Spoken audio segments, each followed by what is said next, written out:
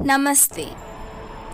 हम मनुष्य साथ रहते हैं, आनंद पीड़ा मिलजुल कर बांटते हैं, समय पड़ने पर सहायता देते हैं, सहायता लेते भी हैं।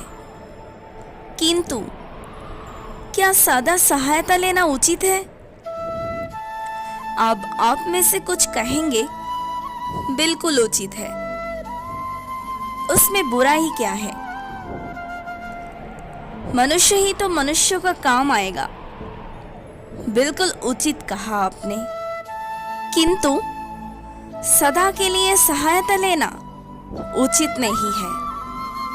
कारण यदि बात बात पर सहायता लेने की अभ्यास हो गया तो आप स्वयं दुर्बल होते जाएंगे।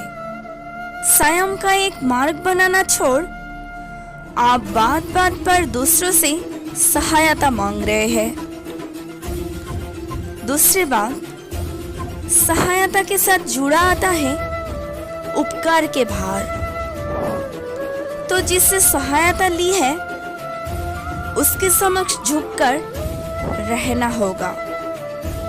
इसलिए संकट में भी सोच विचार करके सहायता लीजिए, क्योंकि संकट तो कुछ दिनों पश्चात निकल जाता है, किंतु उस उपकार के ऋण की भार जीवन भर आप पर रहेगा।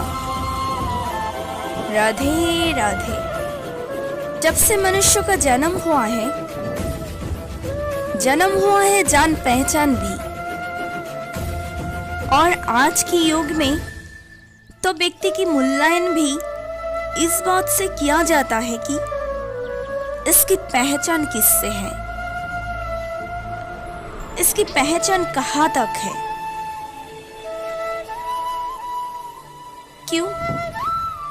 आपके आसपास भी ऐसे कई लोग होंगे जो पहचान के बल पर आपका काम बना लेते हैं। ऐसे कई लोग होंगे जो पहचान से काम पा लेंगे, धन अर्जित कर लेंगे। किंतु आप तनिक सोचिए, क्या यह ठीक है? पहचान से मिला काम आपके साथ तब तक रहेगा जब तक आपके उनसे मधुर संबंध रहेगा। संबंध में घटस आए और काम निकल गया हाथ से, तो आप क्या किया जाए? इसका उत्तर है काम। अपना काम पूरे मन से करो, अपना काम निश्चय से करो, क्योंकि पहचान से मिला काम अधिक समय तक नहीं टिकेगा, किंतु काम से मिली पहचान युगों तक टिकेगा। राधे राधे। मनुष्य जब जन्म लेता है और मनुष्य जब संसार को छोड़कर जाता है, इसके मध्यकर काल को जीवन कहता है। और इस जीवन में संघर्ष तो करना ही पड़ता है, कभी शिक्षा के लिए, कभी काम के लिए, कभी वास्तविक युद्ध करना पड़ता है। किंतु इस संघर्ष का सामना करने के लिए प्रकृति ने हम में एक और गुण भी भेजा है, प्रयास।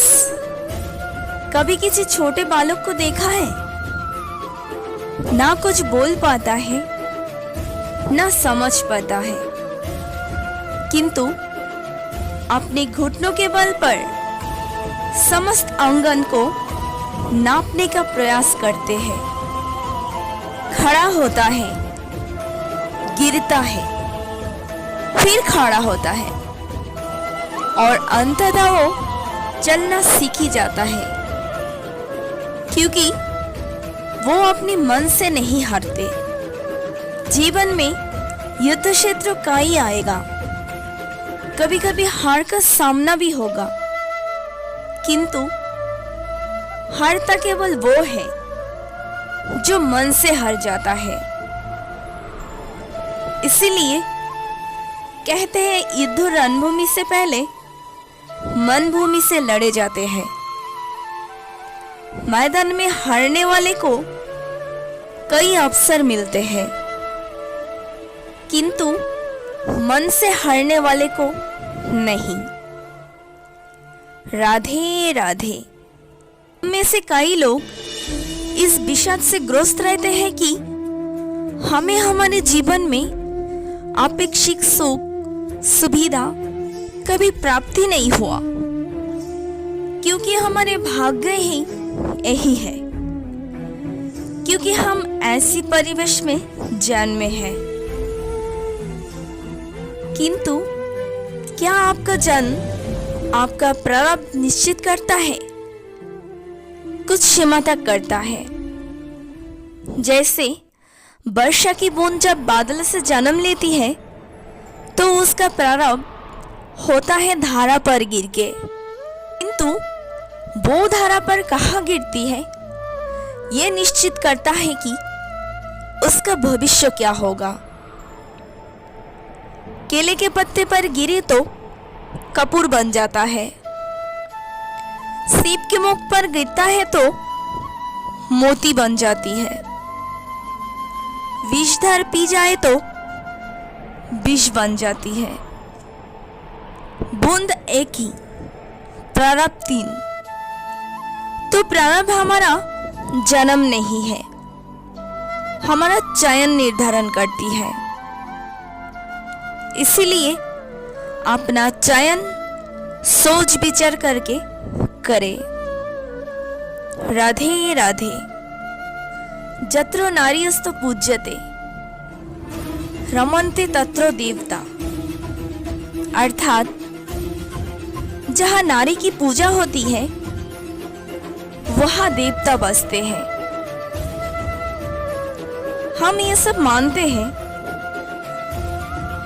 किंतु अपनाते कितना?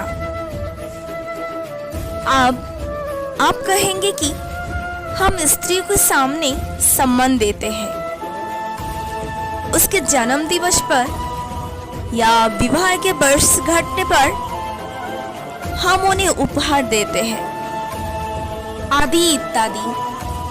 किंतु क्या यह पर्याप्त है? आप सोचिए, एक स्त्री अपने पति के लिए, अपने पिता के लिए, अपने पुत्रों के लिए, अपने भाई के लिए क्या क्या नहीं करता,